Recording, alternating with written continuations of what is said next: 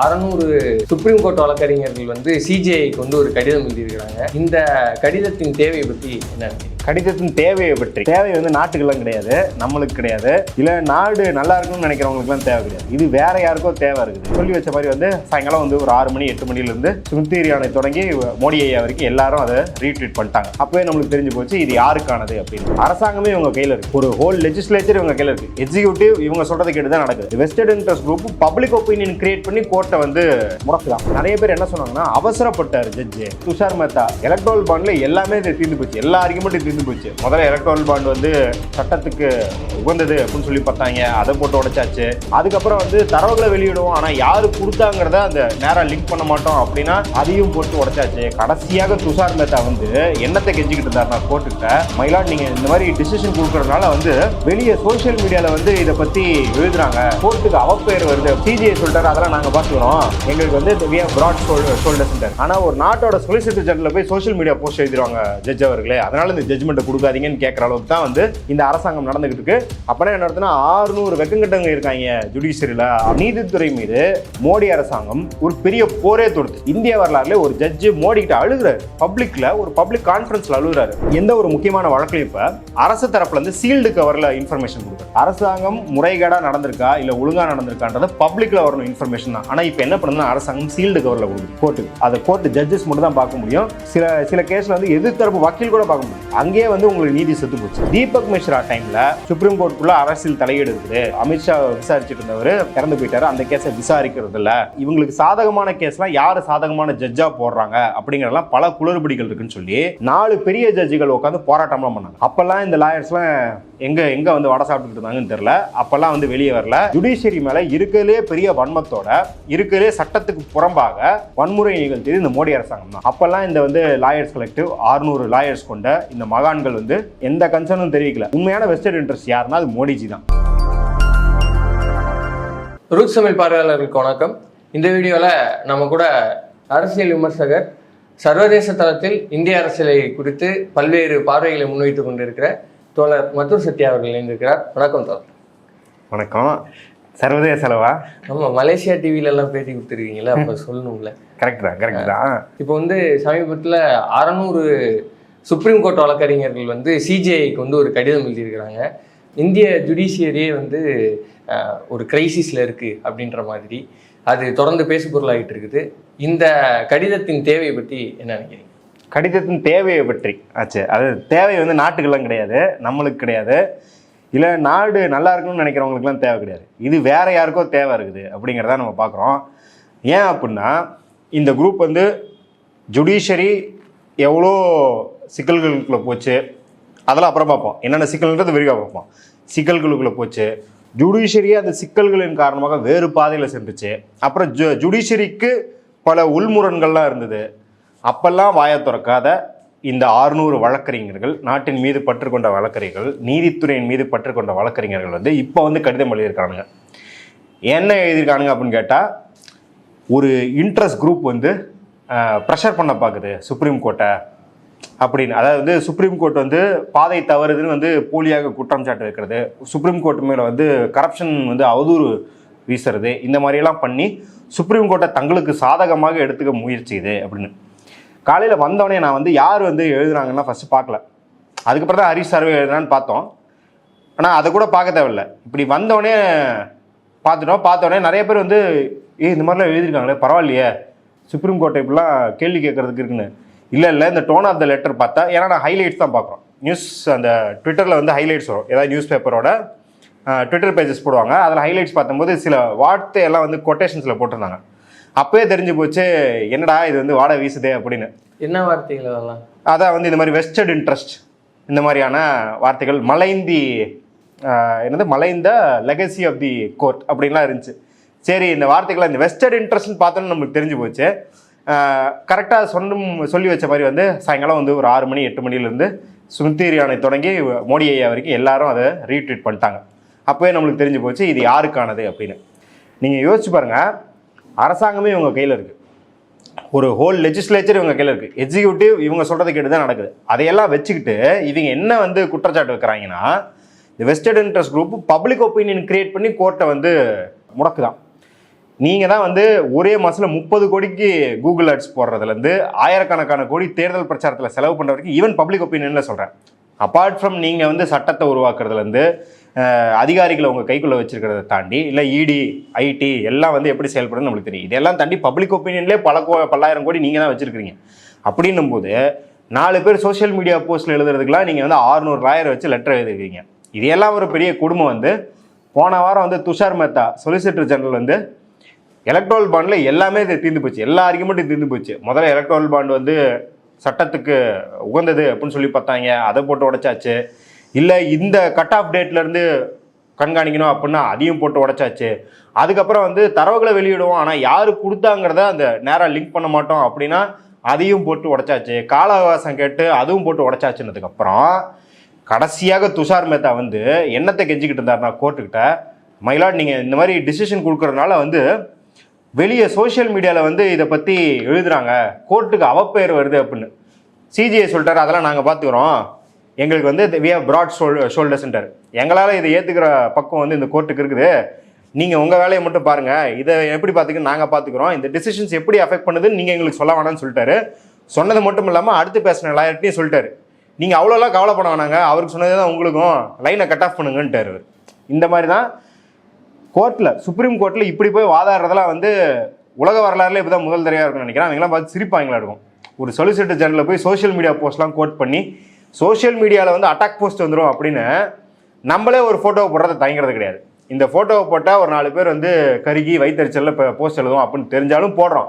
ஆனால் ஒரு நாட்டோட சொலிசிட்டர் ஜெனரலில் போய் சோஷியல் மீடியா போஸ்ட் எழுதிடுவாங்க ஜட்ஜ் அவர்களே, அதனால் இந்த ஜட்ஜ்மெண்ட்டை கொடுக்காதீங்கன்னு கேட்குற அளவுக்கு தான் வந்து இந்த அரசாங்கம் நடந்துக்கிட்டு இருக்கு. அதோட ஆன்மாவாக தான் இந்த வந்து 600 லாயர்கள். அப்போனா என்ன அர்த்தம்னா 600 வெக்கங்கட்டவங்க இருக்காங்க ஜுடிஷியரியில், அவங்க வந்து இதெல்லாம் சேர்ந்து எழுதுறாங்கன்னு அர்த்தம். இதுக்கு முன்னாடியே வந்து இந்திரா ஜெய்சிங்க்கு எதிராக வந்து லாயர்ஸ் வாய்ஸ் அப்படின்னு அவங்களே ஒன்று உருவாக்கி இப்படி ஒரு பப்ளிக் இன்ட்ரெஸ்ட் லிட்டிகேஷன் போட்டாங்க. அந்த பப்ளிக் இன்ட்ரெஸ்ட் லிட்டிகேஷனில் இதே போல தான் மால் ப்ராக்டிசஸில் ஈடுபடுறாங்க, அவங்க வந்து இந்த நாட்டுக்கு கலங்க வேலையை பார்க்குறாங்க அப்படின்லாம் ஏகப்பட்டது அப்படியே அடுக்கி எதுக்குமே ஸ்பெசிஃபிக்ஸ்லாம் கிடையாது. அது வந்து சிஏஏ கிட்ட கனெக்ஷன் இருக்குன்ற வரைக்கும் போது அலிகேஷன்ஸ், ஆனால் எதுக்குமே ஸ்பெசிஃபிக் டீட்டெயில்ஸ்லாம் கிடையாது. இன்னொன்று என்னென்னா, ஒரு பப்ளிக் இன்ட்ரெஸ்ட் லிட்டிகேஷன் போடணும் அப்படின்னா நீங்கள் எந்த உரிமையை வந்து மீறி இருக்கிறாங்க, நீங்கள் குற்றம் சாட்டுவர்கள் எந்த உரிமையை மீறி இருக்கிறாங்க அப்படின்லாம் சொல்லணும். இல்லை எந்த உரிமையை மக்கள்கிட்ட வந்து படிச்சிருக்காங்கன்னு சொல்லணும். அதெல்லாம் எதுவுமே போடாமல் இந்த மாதிரி ஒரு பப்ளிக் இன்ட்ரெஸ்ட் லிட்டிகேஷனை, இதுவாது லெட்ரு பப்ளிக் இன்ட்ரெஸ்ட் லிட்டிகேஷனே போட்டாங்க. அதுக்கப்புறம் இந்திரா ஜெய்சிங் வந்து ப்ரெஸ் கான்ஃபரன்ஸ் வச்சு எல்லாத்தையும் விளக்குனாங்க. அது பாருங்கள், இது ஒரு குப்பை, இது ஒரு பெட்டிஷனே கிடையாது, இதில் வந்து சட்டப்பூர்வமாக எதுவும் கிடையாது, இதில் போட்டதுக்கு பேர் வேறு லாயர்ஸ் வாய்ஸ்.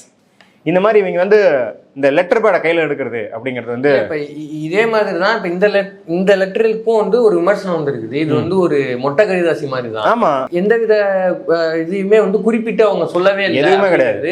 ஏன் இப்படி வந்து இதை மொட்டை கடிதாசி நம்ம பார்க்கணும்? ஏன்னா 600 பேர் சைன் பண்ணியிருக்கிறாங்க, இந்த விஷயங்களை குறிப்பிட்டு சொல்றாங்க, உச்சநீதிமன்றத்தை வளைக்க பார்க்கிறார்கள் அப்படியெல்லாம் ஒரு குற்றச்சாட்டு எழும்போது இது எப்படி மொட்டை கடிதாசி ஆகும்? மொட்டை கடிதாசி அப்படிங்கிறது ஒன்று, நீங்கள் ஐடென்டிஃபை பண்ணிக்கல அப்படின்னா மொட்டை கடிதாசின்னு சொல்லுவாங்க ஒன்று. இன்னொன்று, நீ யாரும் குற்றச்சாட்டுன்றது தெளிவாக சொல்லு. வெஸ்டட் இன்ட்ரெஸ்ட் குரூப் அப்படின்னா இந்த 13 இலுமினாட்டிகள் மாதிரி ஒரு பூச்சாண்டியை காட்டுறது, ஏதோ ஒரு குரூப் செயல்பட்டுக்கிட்டே இருக்குது அப்படின்னா பேசிக்கலி அந்த குரூப் பற்றிலாம் பிரச்சனை இல்லை. இப்போ சிஜிஐ கிட்ட அந்த குரூப்பை பனிஷ் பண்ணுங்கலாம் கேட்கல. என்ன சொல்கிறாங்கன்னா, ஐயா எங்களுக்கு சாதகமான தீர்ப்பெல்லாம் கொடுங்க, தீர்ப்பெல்லாம் கொடுத்தீங்கன்னா நாங்கள் இந்த மாதிரி கடிதம் எழுத மாட்டோம், இல்லை இந்த வெஸ்டட் இன்ட்ரெஸ்ட் குரூப்னு சொல்கிறாங்க இல்லையா, அதுகிட்ட இருந்து உங்களுக்கு வந்து இந்த மாதிரியான பேச்சுக்கள்லாம் வராது அப்படின்னு சும்மா இல்லாத ஒரு இனிமையை காட்டி இது பண்ணிருக்கிறது. ஏன் இப்போ கூட தான் தீவிரவாதம் பேசிட்டே இருக்கிறாங்களே, நீங்களும் நானும் என்ன தீவிரவாதிக்கு பயந்த ரோட்டில் சுற்றிட்டு இருக்கிறோம், நம்மளுக்கு பயம் வந்து அன்எம்ப்ளாய்மெண்ட்டு பாவர்ட்டின்னு இருக்குது. ஆனால் அதையெல்லாம் பேசாமல் ஏன் தீவிரவாதத்தை பற்றி பேசுகிறாங்க? அதே போல தான் இந்த கோர்ட்டில் 1008 பிரச்சனைகள் இருக்குது, 1008 சட்ட பிரச்சனைகள், அதையெல்லாம் விட்டுட்டு ஏதோ ஒரு வெஸ்டட் இன்ட்ரெஸ்ட் குரூப் மொட்டை கடிதாசின்னு சொல்கிறது காரணம் அப்படின்னா, நீ வந்து நாட்டின் முன்னணி லாயர்கள்னு சொல்கிற ஒரு பெட்டிஷன் போடும்போது எவனே தெரியாமல் சும்மா வந்து போடுவியா? நான் வந்து என்னை டிஃபேம் பண்ணிட்டாங்க, யார் டிஃபேம் பண்ணிட்டாங்கன்னா அந்த ஏதோ ஒரு குரூப் பண்ணுச்சு அப்படின்னு நான் சொல்லுவோம் கோர்ட்டில். அதனால தான் இதை மொட்டை கடிதாசின்னு சொல்லுது. அந்த இந்திரா ஜெய்சிங்க்கு மேலே போட்ட பப்ளிக் இன்ட்ரெஸ்ட் லிட்டிகேஷன் அதான் சொல்கிறாங்க, எதுக்குமே குறிப்பு கிடையாது. இப்போ இந்த ஒரு சொல்கிறாங்க வெஸ்டட் இன்ட்ரெஸ்ட் குரூப், சரி நீ ஆளை தான் நேம் பண்ணல, அவங்க என்ன பண்ணுறாங்க, ஏதாவது ஒரு கட்டுரை இல்லை ஏதாவது ஒரு மெமோ அமைச்சிருக்கிறாங்க, இதையெல்லாம் கோட் பண்ணியா சொல்லலாம்ல, எதுவுமே கிடையாது. அது பேசிக்கலி இந்நாள் வரைக்கும் நம்மளுக்கு சாதகமாக ஜட்ஜ்மெண்ட் வந்துருந்துச்சு. பாபரி மசூதியில் நம்மளுக்கு சாதகமாக ஜட்ஜ்மெண்ட் வந்துருச்சு, இடபிள்யூஎஸ்ல நம்மளுக்கு சாதகமாக ஜட்ஜ்மெண்ட் வந்துருச்சு, ஆர்டிகல் 370 நம்மளுக்கு சாதகமாக ஜட்ஜ்மெண்ட் வந்துருச்சு. அதனால ஜாலியாக இருந்தாங்க. இப்போ எலக்டோரல் பாண்ட்லேருந்து கவர்னர்லேருந்து எல்லாத்துக்கும் சுப்ரீம் கோர்ட் நம்மளை போட்டு சாத்துது அப்படின்னா ஐயோ அம்மம்மா அப்படின்னு கத்திக்கிட்டு எழுதின லெட்டராக தான் நம்ம எதுவும் பார்க்க முடியும். இவங்களுக்கு வந்து நீங்கள் நீதித்துறை மேலே அக்கறை இருந்திருந்தா நீதித்துறை மீது மோடி அரசாங்கம் ஒரு பெரிய போரே தொடுத்துச்சு. 2014 17 வரைக்கும் ஒரு பெரிய போரே தொடுத்தது. ஜட்ஜுகள்லாம் வந்து உலக வரலாறு எனக்கு தெரிஞ்சு இந்திய வரலாறுன்னு வச்சுக்கலாம், உலக வரலாறு நம்மளுக்கு தெரியாமல் போட்டுக்கலாம். இந்திய வரலாறுல ஒரு ஜட்ஜு மோடிக்கிட்ட அழுகிறாரு, பப்ளிக்கில் ஒரு பப்ளிக் கான்ஃபரன்ஸில் அழுகிறாரு, ஐயா எங்களால் தாங்க முடியல சும்மா அப்படின்னு. என்ன அப்படின்னா ஜட்ஜஸ் அப்பாயின்மெண்ட் பண்ணோம், அந்த national judicial appointments committee commission அப்படின்றது NGAC, அதுக்கு ஒரு பில்லு இவங்க கொண்டு வந்தாங்க. அந்த பில்லை வந்து அரசாங்கத்துக்கு முழு உரிமை, ஒரு ஜட்ஜை ரிஜெக்ட் பண்ணலாம், அதில் சீனியாரிட்டி கன்சிடர் பண்ண தேவையில்லை, வேற நிறைய கிரிட்டேரியா இருக்கு இல்லையா ஜட்ஜை சூஸ் பண்ணுறதுக்குன்னா, அதில் எல்லாத்துலேயும் அரசு தலையில்லாங்கிற மாதிரியான பில்லை கொண்டு வந்தாங்க. ஒருவேளை இன்டெலிஜென்ஸ் பியூரோ வந்து ஏதாவது அவங்க வந்து சோசியலி அவங்களுக்கு மேல ஒரு ரிமார்க் அப்படின்னு ஒன்று சொல்லிட்டா அவங்கள வந்து கன்சிடர் பண்ணுவானா, அதில் நேஷனல் செக்யூரிட்டின்னு என்னத்தை வேணாலும் எழுதிக்கலாம். இந்த மாதிரிலாம் இருந்தது ஜட்ஜஸ் வந்து ஒத்துக்க முடியாது அப்படின்னு ஸ்ட்ரைக் டவுன் பண்ணாங்க.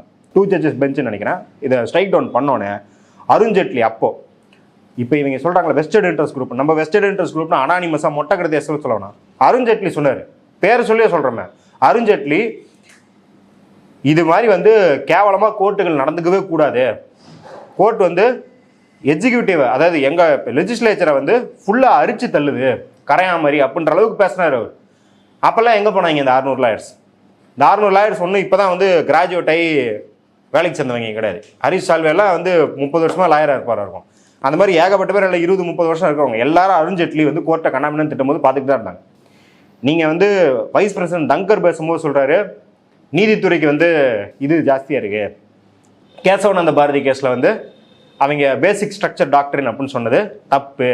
அப்போ நம்ம வந்து ஜுடிஷியரிக்கு இருக்கிற பவரும் ரெஜிஸ்ட்ரேட் இருக்கிற பவரும் வந்து சேம் கிடையாது, ஜுடிஷியரி வந்து அதிகமாக பவர் எடுத்துக்குது அப்படின்னு விமர்சிக்கிறார். அப்போ தொடர்ந்து ஆளும் கட்சியினர் நீதித்துறை மேலே அவதூறுகளை பரப்பியும் அவங்களுக்கு எதிரான நடவடிக்கை ஈடுபட்டு தான் வராங்க. ஸோ இந்த நேஷனல் ஜுடிஷியல் அப்பாயின்மெண்ட் கமிஷன் சொன்னோம் இல்லையா, அதில் என்ன நடந்ததுன்னா இந்த விதிகள்லாம் நாங்கள் ஏற்றுக்க முடியாது, ஜட்ஜஸ் வந்து அந்த சட்டத்தையே வந்து நிராகரிச்சதுக்கப்புறம் சரி நீ தான் நிராகரிச்சில்ல அப்பாயின்மெண்ட்டை அப்ரூவ் பண்ணாமல் என்ன பண்ணலான்னு பார்க்கலாம் அப்படின்னு சொல்லிட்டு மோடி அரசாங்கம் என்ன பண்ணுச்சுன்னா ஜட்ஜஸை வந்து ஒரு 70,000 ஜட்ஜஸ் அப்பாயின் பண்ண வேண்டியிருக்குது. ஹைகோர்ட்டு சுப்ரீம் கோர்ட்டு கீழே வந்து சிவில் ஜட்ஜஸ்லேருந்து எல்லாம் அப்பாயின் பண்ண வேண்டியிருக்குது. இதில் வந்து அவங்க எந்தெந்த இதுக்கெலாம் ஃபில் பண்ணும் அப்படின்னு சொல்லி அனுப்புகிறாங்களோ எதையுமே சைன் பண்ணுறது கிடையாது. அப்போ ஜட்ஜஸ் அப்பாயின் பண்ண முடியாதுன்னா என்ன ஆகும்? கோர்ட்டு நடக்காதுன்னா கேஸு சேர்ந்துக்கிட்டே இருக்கும். இப்படி கோர்ட் கேஸ் சேர்ந்துக்கிட்டே இருந்ததுனால என்னாச்சு அப்படின்னா கர்நாடகாவில் வந்து கோர்ட்டுக்கு சீல் வச்சு மூடிட்டாங்க, எங்களால் நடத்த முடியலன்னு கோர்ட்டை மூடிட்டாங்க. அதனால தான் வந்து தாக்கூர் வந்து என்ன பண்ணுறாரு அப்படின்னா அப்போ வந்து CJA இருந்தவர், அதாவது உச்சநீதிமன்ற தலைமை நீதிபதி, அவர் ஒரு கான்ஃபரன்ஸில் வந்து மோடிக்கிட்ட அழுகுறாரு, இந்த மாதிரி வந்து நீங்கள் பண்ணுறதுனால இவ்வளோ எங்களுக்கு வேலை சுமையாயிடுச்சு, எங்களால் வேலையை பார்க்க முடியலன்னு அழுகுறாரு. ஒரு நாட்டின் உச்சநீதிமன்றத்தோட தலைமை நீதிபதியை அழுகிற அளவுக்கு மோடி அரசாங்கம் கையை முறுக்கும் போதெல்லாம் இந்த லாயர்ஸ் கம்முன்னு தான் இருந்தாங்க, எதுவுமே பண்ணலை. சரி இது களங்கம் விளைவிக்கல, இது ஏதோ அரசாங்கத்துக்கும் இதுக்கும் சண்டை நடக்குதுன்னு வச்சுக்கலாம். இதுக்கப்புறம் கூட பார்த்தீங்கன்னா பல்வேறு நடவடிக்கைகள் இதை வந்து இப்படி கையை முறுக்குனதுக்கப்புறம் 2 சீஃப் ஜஸ்டிஸ் போனதுக்கப்புறம் கேக்கார் ஏற்றுக்கிட்டாரு, அதுக்கப்புறம் வந்து இருந்த தீபக் மிஸ்ராவும் ஏற்றுக்கிட்டார். தீபக் மிஸ்ரா டைமில் அரசியல் தலையீடு இருக்குது, சுப்ரீம் கோர்ட்டுக்குள்ளே அரசியல் தலையீடு இருக்குது. குறிப்பாக சொல்லப்போனால் ஜஸ்டிஸ் லோயா கேஸ், அதாவது வந்து அமித்ஷா விசாரிச்சுட்டு இருந்தவர் இறந்து போயிட்டார், அந்த கேஸை விசாரிக்கிறது இல்லை. அதுபோல் இவங்களுக்கு சாதகமான கேஸ்லாம் யார் சாதகமான ஜட்ஜாக போடுறாங்க அப்படிங்கிறதெல்லாம் பல குளறுபடிகள் இருக்குன்னு சொல்லி 4 பெரிய ஜட்ஜுகள் உட்காந்து போராட்டம்லாம் பண்ணாங்க. உங்களுக்கு ஞாபகம் 2018. அப்போல்லாம் இந்த லாயர்ஸ்லாம் எங்கே வந்து வடை சாப்பிட்டுக்கிட்டு இருந்தாங்கன்னு தெரில, அப்போல்லாம் வந்து வெளியே வரல. இது வந்து சுப்ரீம் கோர்ட்டுக்கு வந்து பெரிய இழுக்கு ஏற்படுது, இதை நம்ம காப்பாற்றியே ஆகணும் அப்படின்லாம் யாரும் இல்லை இந்த ஆளுங்க லெட்டர் எழுதலை. அப்பாயின்மெண்ட் ஜட்ஜஸ் அப்பாயின்மெண்ட்ல அதுக்கப்புறம் ரிஜெக்ட் பண்ணுறதுலாம் பார்த்தீங்கன்னா இப்போ KM ஜோசப் அவரை வந்து ரிஜெக்ட் பண்ணாங்க. ஏன்னா அவர் வந்து உத்தரகண்டில் வந்து பிரசிடென்ட் ரூல் இவங்க போட்டு வச்சுருந்தாங்க. வழக்கமாக தான் குதிரை வியாபாரம் பண்ணுவாங்க இல்லையா, இங்கேருந்து MLA வாங்குறது அங்கேருந்து MLA வாங்குறது, அந்த மாதிரி உத்தரகண்டில் ஒரு வேலையை பார்த்து பிரசிடென்ட் ரூல் போட்டு வச்சுருந்தாங்க. அதை அவங்க தூக்கிவிட்டாங்க, அந்த ஜட்ஜை தூக்கிட்டோன்னே அதுக்கடுத்து அவருக்கு ப்ரமோஷன் கிடையாது. அதே போல் வந்து கோபால் சுப்ரமணியம் ஜட்ஜை அவரை ப்ரமோட் பண்ணுறது தடை பண்ணிட்டாங்க. ஏன்னு கேட்டால் அவர் சுராதீன் ஷேக் கேஸில் அவர் தான் அமித்ஷா வந்து குஜராத் பக்கமே நீ வரக்கூடாது அப்படின்னு சொல்லி வெளியே துரத்தி விட்டார். இந்த மாதிரி பல்வேறு கேஸில் இவங்களுக்கு எதிராக செயல்பட்டவங்கன்னா அது வெஸ்டர்ன் இன்ட்ரெஸ்ட் கிடையாது, அவங்க ஜட்ஜு, இவங்க சட்டத்தை மீறி இருக்கிறாங்கன்னு இவங்களை பனிஷ் பண்ணவங்க எல்லாத்தையும் ப்ரமோஷன் கொடுக்காம இல்லை வந்து ஒருத்தர் குஜராத் ஜஸ்டிஸ் பட்டேல் வந்து குஜராத்துக்கு வந்து ஹைகோர்ட் சீஃப் ஜஸ்டிஸ் ஆகிருக்கலாம். அவர் தான் சீனியாரிட்டியில் இருக்கார், எல்லாத்துக்குமே தெரியும் அவர் தான் ஆக போகிறாரு. உடனே என்ன பண்ணாங்கன்னா அவர் தூக்கி வந்து கர்நாடகா ட்ரான்ஸ்ஃபர் பண்ணிட்டாங்க. அப்போ இந்த மாதிரி வந்து தொடர்ச்சியாக ஜுடிஷியரி மேலே இருக்கிறதுலே பெரிய வன்மத்தோட இருக்கிறதுலே சட்டத்துக்கு புறம்பாக வன்முறை நிகழ்த்தியது இந்த மோடி அரசாங்கம் தான். அப்போல்லாம் இந்த வந்து லாயர்ஸ் கலெக்டிவ் 600 லாயர்ஸ் கொண்ட இந்த மகான்கள் வந்து எந்த கன்சர்னும் தெரிவிக்கல. ஏமனோ ஒரு 4 பேர் சோஷியல் மீடியா போஸ்ட் எழுதுறான் அப்படிங்கிறத தூக்கிட்டு வந்திருக்காங்கன்னா அப்போ இவங்க யாரோட வேலை பார்க்குறாங்க? மோடி வந்து தான் லாயர்னு எழுத முடியாது, ஏன்னா அவர் லாயருக்கு படிக்கல, அவர் என்டையர் பொலிட்டிக்கல் சயின்ஸ் அப்படின்னு ஒன்று படிச்சிருக்காரு. அந்த மாதிரியான அதில் லா வருதான்னு தெரியல, ஏன்னா என்டையர்னு போட்டிருக்காரு.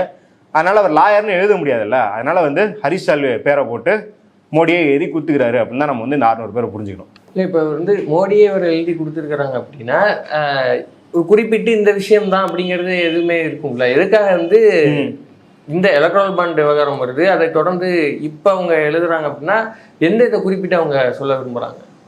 அதுதான் இப்போ என்ன அப்படின்னா எந்த இது அப்படின்றது கிடையாது, எந்த கேஸுக்கு அப்படின்றது கிடையாது.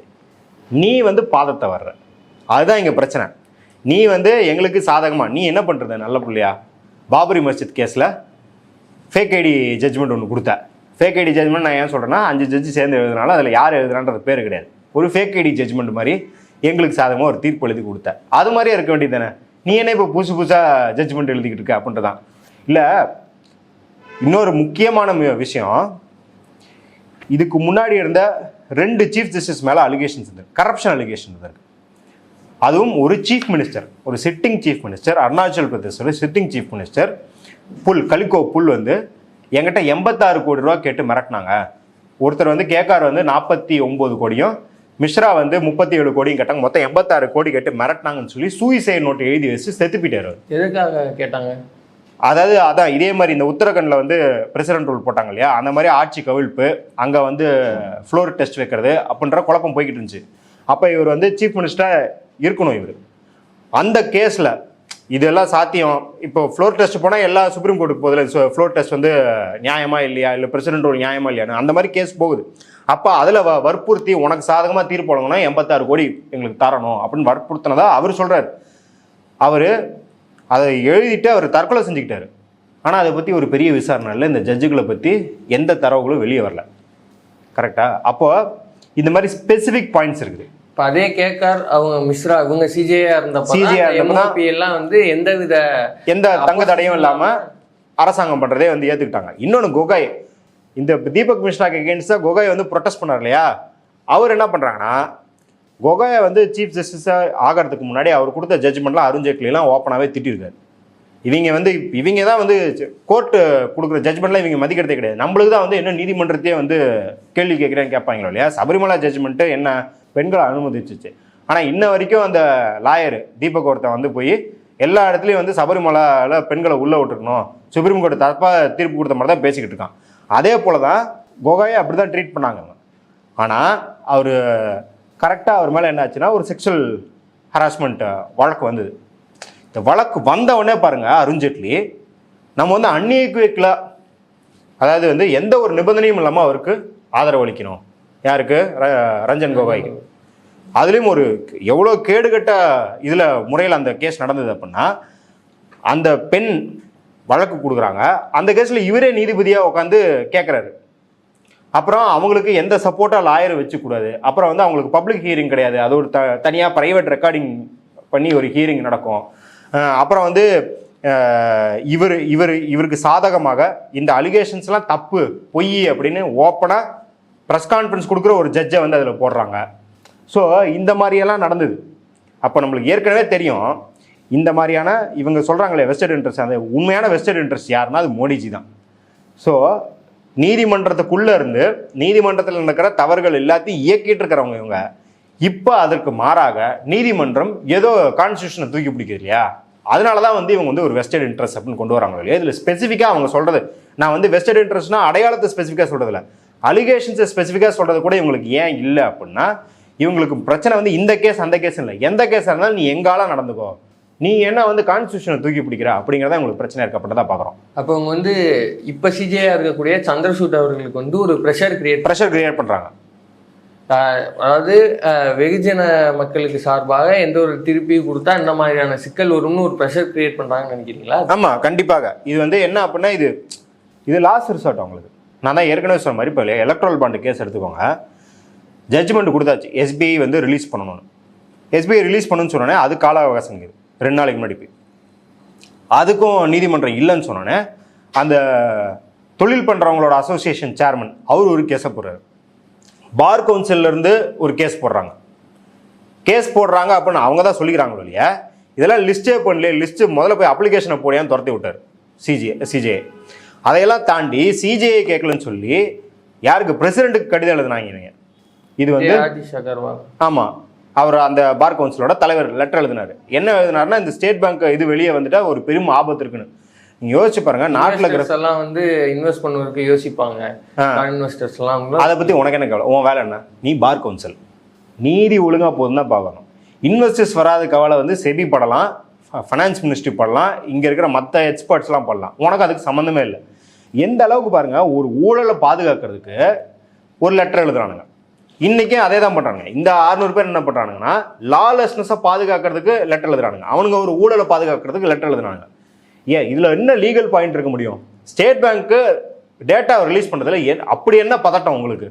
ஸ்டேட் பேங்க்கும் பதட்டம், அந்த பிசினஸ் பண்றவங்களுக்கு பதட்டம், லாயர்ஸ்க்கு பதட்டம். அப்படின்னா அப்ப நீங்க யார்கிட்ட வந்து இயங்குறீங்க அப்படிங்கிறத பார்க்கணும். அதை நம்ம ஏற்கனவே சொல்லியிருந்தோம். ஸ்டேட் பேங்கோட சேர்மன் அக்டோபர் 2023 அவர் வெளியே போயிருக்கணும், ரிட்டையர் ஆகி போயிருக்கணும். இந்த அரசாங்கம் அவருக்கு நீட்டிப்பு செய்யுது. ஆகஸ்ட் 2024 வரைக்கும் நீட்டிப்பு செய்யுது. ஏன் நீட்டிப்பு செய்யற?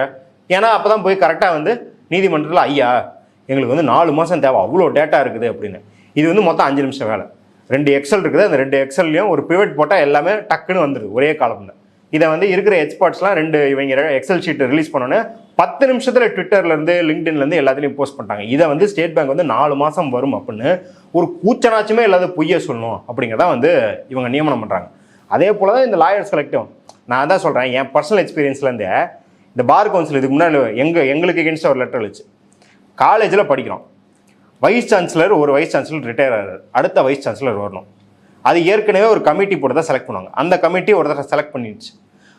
அதை அப்பாயின்ட் பண்ண விடாமல் அங்கே உள்ளே இருந்தே ஒருத்தர் ஒரு கன்வீனரு அபகரித்து தான் வைஸ் சான்சலர்னு அப்பாயின்ட் பண்ணிக்கிறார். அதை எடுத்து நாங்கள் போராடுறோம். இது வந்து ஒரு காலேஜுக்குள்ளே நடக்கிற ஒரு விவகாரம். அது ப்ரொசீஜரை ஃபாலோ பண்ணல. நீங்கள் ப்ரொசீஜர் படி ஃபாலோ பண்ணி கமிட்டி சூஸ் பண்ண வர போடுங்கன்னு கேட்குறோம். அதுவும் போட்டுட்டாங்க. போட்டுட்டதுக்கப்புறம் இது போடுறதுக்கு முன்னாடியே இந்த பார் கவுன்சில் இல்லை அப்படி இப்படின்னு எல்லா இதுவும் பண்ணுச்சு. ஏன்னா அந்த சட்டத்துக்கு புறம்பா தன்னைத்தானே அசைன் பண்ணிக்கிட்டவர் இந்த பார் கவுன்சிலில் வந்து ஒரு நல்ல ஹோல்டு வச்சுருந்துருக்கிறார். இதெல்லாம் முடிஞ்சதுக்கப்புறம் சரி இந்த அப்பாயின்மெண்ட்டை ஏற்றுக்கலாம், ஏன்னா இது ப்ரொசீஜர் படி வந்துருச்சு. ஏன்னா இது வந்து லா காலேஜ் அப்படின்றதுனால சிஜிஐ வரைக்கும் போச்சு. அப்போ வந்து போப்டே வந்து சிஜிஐ ஆகிறதா இருந்தார். அவர் வரைக்கும் போய் அவர் அப்புறம் வந்து இதில் தலையிட்டு ஆமாம் ப்ரொசீஜர் படி நடக்கணுன்றது கரெக்டான வைஸ் சான்சலர் போட்டாங்க. இதுக்கப்புறம் நடந்துதான் நடந்து போச்சு, இதெல்லாம் சரி, ஆனால் போராட்டம் பண்ணுறது தப்பு இல்லையா அப்படின்னு சொல்லி எங்கள் மேலாம் வந்து வழக்கு பதிய சொல்லி சிஜிஐக்கு லெட்டர் எழுதுனாங்க பார் கவுன்சிலருங்க. பாருங்கள், நாங்களாம் என்ன ஒரு 4 காலேஜ் பசங்க, சின்ன பசங்க. எங்கள் வாத்தியார் வந்து நீ வந்து ஒழுங்காக அப்பாயின்ட் பண்ணு அப்படின்னு கேட்குற பசங்க. இவ்வளோதான் பிரச்சனை. இது வந்து நாட்டுக்கு என்ன பெரிய தீவிரவாத தாக்குதல் இல்லை, நாட்டை பொருளாதார வீழ்ச்சி அப்படின்னு ஏதாவது பிரச்சனை இருக்கா?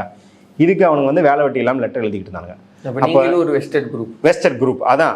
அப்போ எவ்வளோ அடிமட்டத்துக்கு போய் வேலை பார்க்குறானுங்க பாருங்க. அரசாங்கத்துக்கு, ஆளும் வர்க்கத்துக்கு, இல்லை வந்து கொஞ்சம் இன்ஃப்ளூயன்ஸ்னால ஆளுங்களுக்கு ஒரு கீழல் விழுந்தா கூட லெட்டர் பேடை கையில் எடுத்துறது. நாட்டில் எவ்வளோ கேவலமான ஜட்ஜ்மெண்ட்ஸ்லாம் வருது. மேரிட்டல் ரேப்பை வந்து நியாயப்படுத்துகிற மாதிரி அலகாபாத் ஹைகோர்ட்டில் ஜட்ஜ்மெண்ட் வந்தது. ஒரு அலகாபாத் ஹைகோர்ட்டில் வந்து அங்கே இருக்கிற ஒரு சிவில் ஜட்ஜ், டிஸ்ட்ரிக்டில் இருக்கிற ஒரு சிவில் ஜட்ஜு செக்ஷுவல் ஹராஸ்மெண்ட் பண்ணுறாங்க எங்களை சீனியர் ஜட்ஜஸ் அப்படிலாம் வந்து சிஜிஐக்கு லெட்டர் எழுதுனாங்க. உங்களுக்கு ஞாபகம் இருக்கும், நான் வந்து எனக்கு சாகரை தவிர வேறு வழியே கிடையாது, நீங்கள் எனக்கு சாகிறதுக்கு அனுமதி கொடுங்கன்னு லெட்டர் எழுதுனாங்க.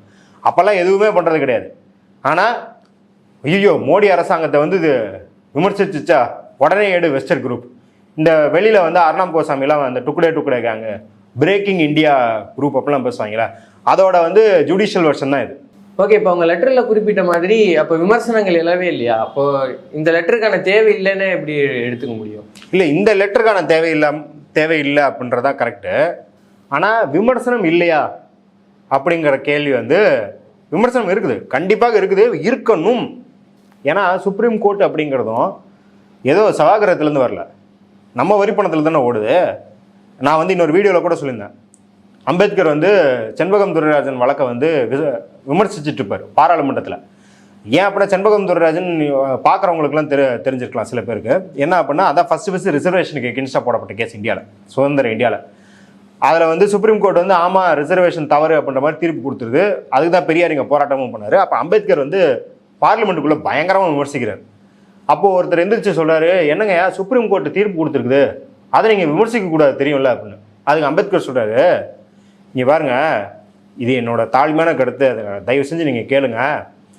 அவர் சுப்ரீம் கோர்ட்டு ஜட்ஜு அப்படிங்கிறதுனால அவர் தீர்ப்புக்கு நான் அடிப்பணியே தான் வேணும் மொழிய, அதை மரியாதை கொடுக்கணும்லாம் எனக்கு அவசியமே கிடையாது அப்படின்னு சொல்லிட்டு கண்ணாமலன்னு போட்டு கிழிச்சு விட்டுறாரு அந்த ஜட்ஜ்மெண்ட்டை.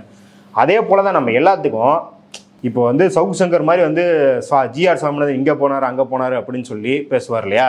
இல்லை வந்து நம்மளா ஏதோ ஒரு ஜட்ஜு, இந்த ஜட்ஜ் வந்து 10 கோடி ரூபா வாங்கிட்டு இந்த கேஸுக்கு வந்து எழுதி கொடுத்துறாங்க அப்படின்னு பதில் தான் பரப்பக்கூடாது. உள்நோக்கம் கற்பப்பேறதுக்காக ஏதாவது கதையை தான் கட்டக்கூடாது இல்லையா. எல்லா ஜட்ஜ்மெண்ட்டையும் நம்ம விமர்சிக்கலாம். அப்படி விமர்சித்தா மட்டும்தான் அடுத்தடுத்த ஜட்ஜ்மெண்ட் வந்து ஒழுங்காக இந்த கான்ஸ்டியூஷனில் பெட்டர் இன்டர்பிரேஷன் வரும். ஏன்னா கான்ஸ்டியூஷனுங்கிறது வந்து பல்வேறு விதமாக வந்து நீங்கள் வந்து புரிஞ்சுக்கலாம். அதை எப்படி வந்து மக்கள் சார்பாக புரிஞ்சுக்கணும் அப்படிங்கிறது தான் கோர்ட்டோட வேலை. அதை கோர்ட்டை புஷ் பண்ணிக்கிட்டே இருக்கணும். நான் வந்து பல கேஸ் சொல்லியிருக்கேன். இந்த துக்காராம் கேஸ்ன்னு சொல்லிட்டு, மதுரா கேஸ்ன்னு சொல்லிட்டு மகாராஷ்டிராவில், அதில் வந்து ஒரு பழங்குடியின பெண் அவங்கள வந்து ஒரு வழக்கு, அதாவது வந்து ஒரு புகார் கொடுக்கணும்னு அவங்க வந்து போலீஸ் ஸ்டேஷனுக்கு போகிறாங்க. போலீஸ் ஸ்டேஷனில் அவங்களே வன்புணர்வு செஞ்சிடறாங்க போலீஸ்காரங்க. இந்த கேஸை வந்து கோர்ட்டுக்கு எடுத்துகிட்டு போனால் ஹைகோர்ட்டு ஜட்ஜு சொல்கிறாருங்க, ஒரு பழங்குடியின பெண் அப்படின்னு அவர் வந்து அந்த வார்த்தைகளை சொன்னாலும் அவங்கள பற்றி ஒரு இழிவான பார்வை எப்படி எக்ஸ்பிரஸ் பண்ணுறாருன்னா, ஆமாம் இவ ஏற்கனவே வந்து கற்பழந்தவன், ஏன்னா அந்த பொண்ணு வெர்ஜின் இல்லையா, ஏற்கனவே கற்பழந்த, அப்போ அவளுக்கு இதான் வந்து வேலையாக இருக்கும் அப்படின்றாரு. இன்னொரு ஜட்ஜ் என்ன சொல்கிறாருன்னா வந்து, பாருங்கள் அவள் கத்தவே இல்லை வெளியே, எங்கேயும் யாருக்கும் சத்தமே கேட்கல அவள் கத்துனது, அப்போ அவள் இசைந்து போயிருக்கான்னு தான் அர்த்தம், இப்படிலாம் சொல்கிறாங்க. இதுக்கப்புறம் வெளியே போராட்டம் பண்ணி இந்த வழக்கில் வந்த தீர்ப்புகளை விமர்சிக்கிறதுக்கு அப்புறம் தான் இந்த மாதிரியான ஒப்பீனியன் கொடுக்காம ஒழுங்காக இந்த மாதிரியான கேஸில் வந்து அவங்க விசாரிக்கிறத தொடங்குறாங்க. அப்போ நீங்கள் கோர்ட்டை நம்ம வழி கொண்டு வரதும் இங்கே இருக்கிற ஜனநாயக கடமை தான். அது அப்படி தான் எல்லாரும் விமர்சிக்கிறாங்க. இப்போ வந்து பாபரி மஸ்ஜித் கேஸ் ஆகட்டும், போன வாரமே இப்போ எலக்ட்ரல் பாண்ட் கேஸ்லேயே ஃபஸ்ட்டு இப்போ எஸ்பிஐக்கு அவங்க வந்து ஒரு அடியை போட்டாலும் நிறைய பேர் என்ன சொன்னாங்கன்னா, அவசரப்பட்டார் ஜட்ஜு, கேட்கும் போதே இந்த ஸ்பெசிஃபிக் டீட்டெயிலாம் கொடுன்னு சொல்லியிருந்தா இன்னொரு ஒரு வாரம் நம்மளுக்கு வேஸ்ட் ஆகிருக்காது அப்படின்லாம் சொன்னாங்க. ஸோ அந்த மாதிரி எப்பயுமே வந்து விமர்சித்து தான் இருக்கிறாங்க. அது ஒரு நியாயமான விமர்சனமாக இருக்குது. இப்போ நான் முன்னாடியே சொன்ன மாதிரி ஏகப்பட்ட கரப்ஷன் சார்ஜஸ் இருக்குது, ஏகப்பட்ட தலையீடுகள் இருக்குது. அப்படிங்கிறதெல்லாம் நம்ம சுட்டியை காட்டி தான் ஆகணும். சுப்ரீம் கோர்ட்டுங்கனால வாய மூடிட்டு இருக்க முடியாதுல்ல. ஏன் இவங்க வந்து சுப்ரீம் கோர்ட்டுனாலும் பரவாயில்ல, எப்படி அந்த எஸ்பி எலக்ட்ரல் பாண்ட் கேஸில் ஒருத்தர் வந்து கண்ணாபின்னன் அங்கேயே டோன்ட் ஷவுட் அட் மீன் வந்து சந்திரசூட் வந்து அவர் திட்டினார். எதுக்கு திட்டினாருன்னா, கோர்ட்டுக்கு விசாரிக்கிறதுக்கே உரிமை இல்லைன்னு பேசிக்கிட்டு இருக்காரு அவர். அப்படிலாம் பேசலாம். வெளியே இருக்கும்போது நம்ம இல்லை இந்த ஜட்ஜ்மெண்ட் வந்து இந்திய அரசியல் அமைப்பு சாசனத்துக்கு எதிரானது அப்படின்னு சொல்லக்கூடாதா, எல்லாம் சொல்லலாம், விமர்சிக்கலாம்.